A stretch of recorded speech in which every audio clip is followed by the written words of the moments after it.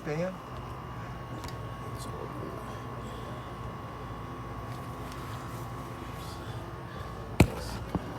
Oh, look at you.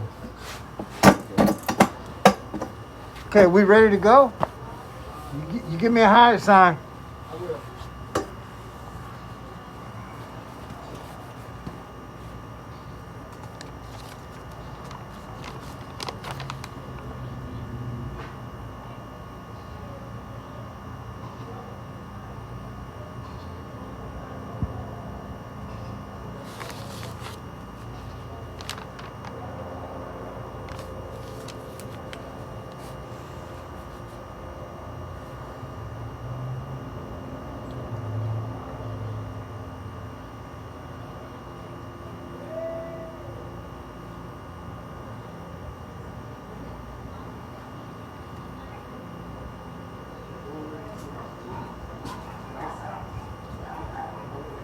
Hey y'all, this is Mark G, Abolitionist, on the air with you at KEXU 96.1 FM LP Revolution Radio, where we explore the connection between imperial war and incarceration.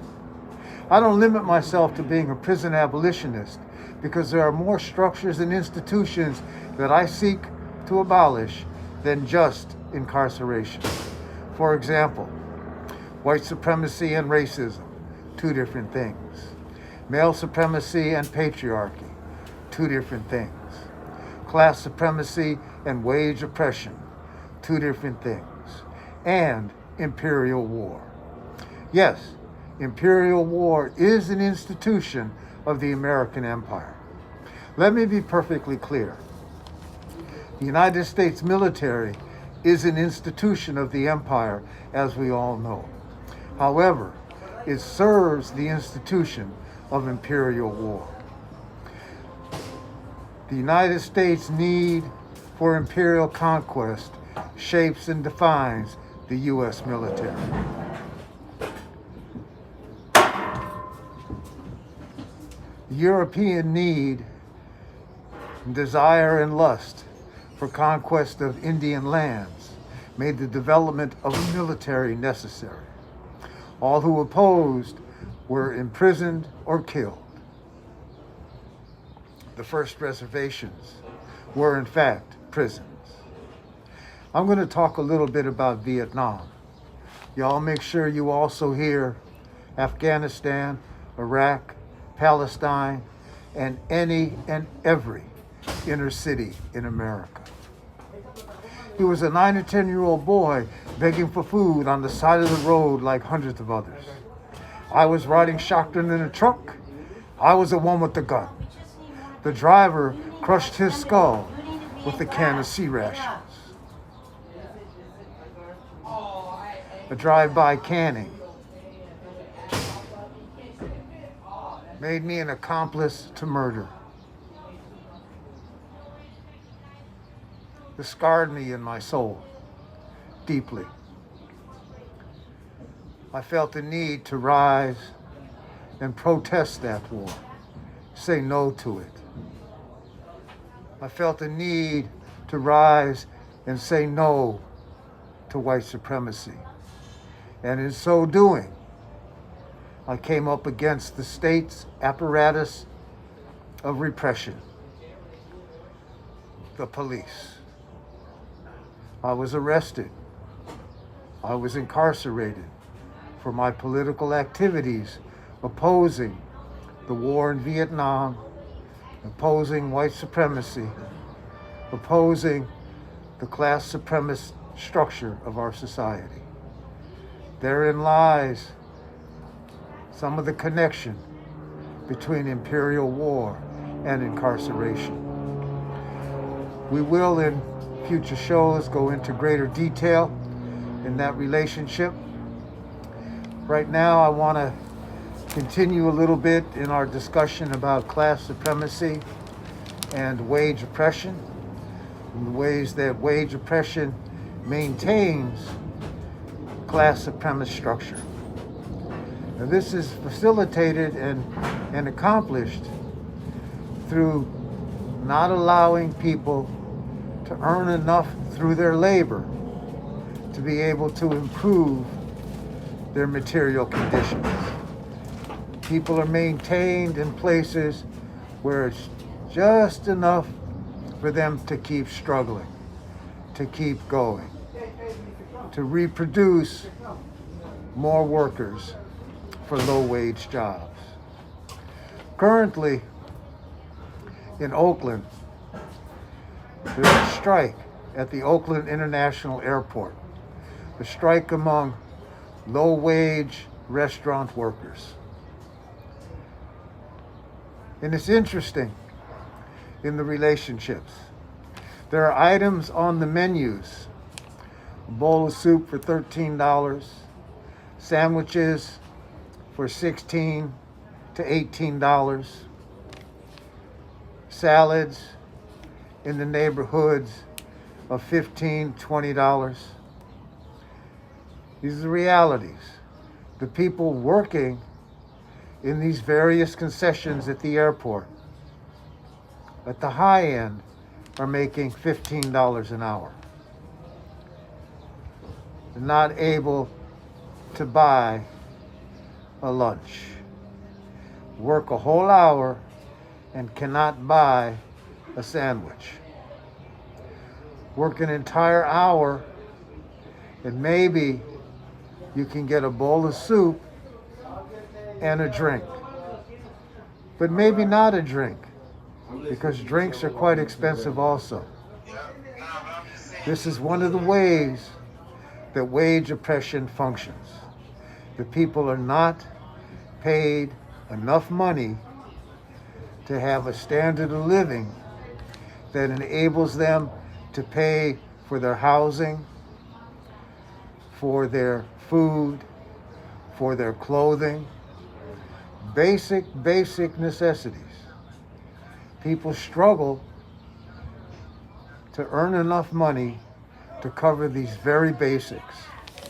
And then there's no money left over for any other activities, or no money left over for people to save so they can make a capital investment in themselves in this capitalist society.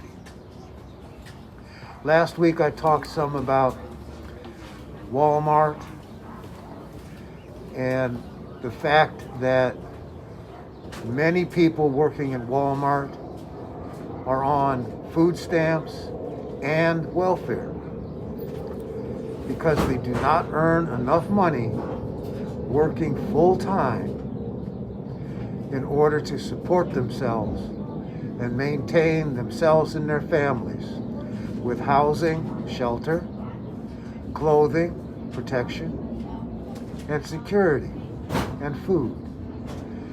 They don't make enough money to accomplish these things. Low-wage workers throughout the country work in many different categories and areas. Farm workers here in California, farm workers in other parts of the country do not make even minimum wages.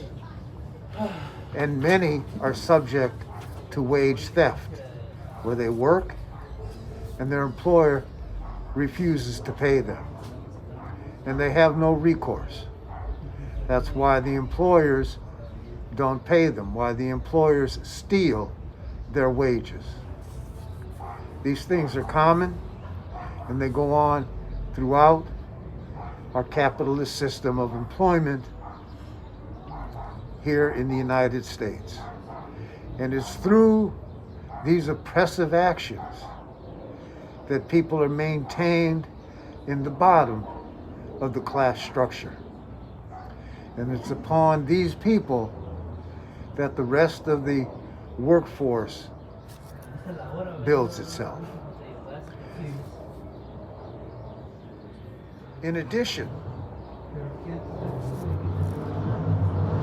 class supremacy oppresses people through its attitudes.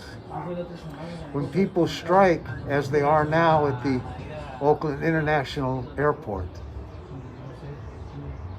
there are people who put forth the notion that these people do not deserve to make more money, because they are low educated, because they are doing simple menial work that's unskilled, that anyone can do. These are attitudes that stigmatize people. These are attitudes that stigmatize people and rob people of dignity. And the robbing of dignity is oppression. It oppresses people. It creates all kinds of self-induced problems for people in their view of themselves, in their place in society, in their value, in their worth. Now, I think people need to be valued not for the work they do or for the amount of money they make, but rather for their character and for the things that they do and create in life. But that isn't how our system works. And that's why I seek to abolish class supremacy and wage oppression. It's another example of how things function in capitalist societies here in America and around the world where there are capitalist societies.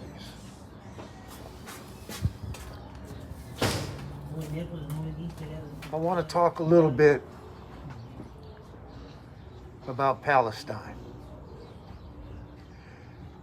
In my intro, I say that the first reservations were prisons, which they were.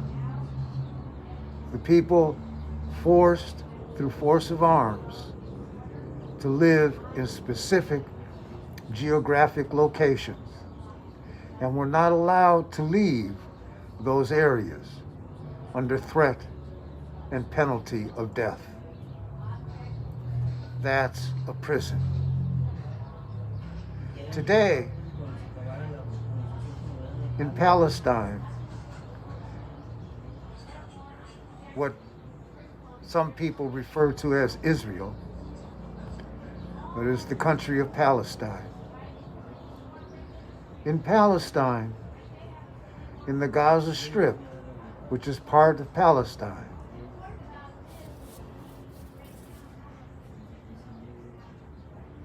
Gaza Strip is the largest open-air prison in the world. Israel maintains the border, does not allow the people, the Palestinian people who live in the Gaza Strip, no matter what religion they practice. And the Palestinian people practice Islam, Christianity, and Judaism. There were Jewish Palestinians. Today, Israel has the people in Palestine, on a fixed caloric diet. They only allow enough food in to maintain the people at the caloric value that the Israelis have established. This is a prison. These are prison conditions. We're going to close here. This is Mark G. Looking forward to talking with all of you again next week. And in closing, I want to say, we are the ones we're waiting for. Dare to struggle. Dare to win. Please join with me, the Prisoners of Conscience Committee, All of Us or None, formerly incarcerated and convicted peoples and families movement, and we say, what's the call? Free them all. Dare to struggle. Dare to win. All power to the people. Say Ashe. Thanks,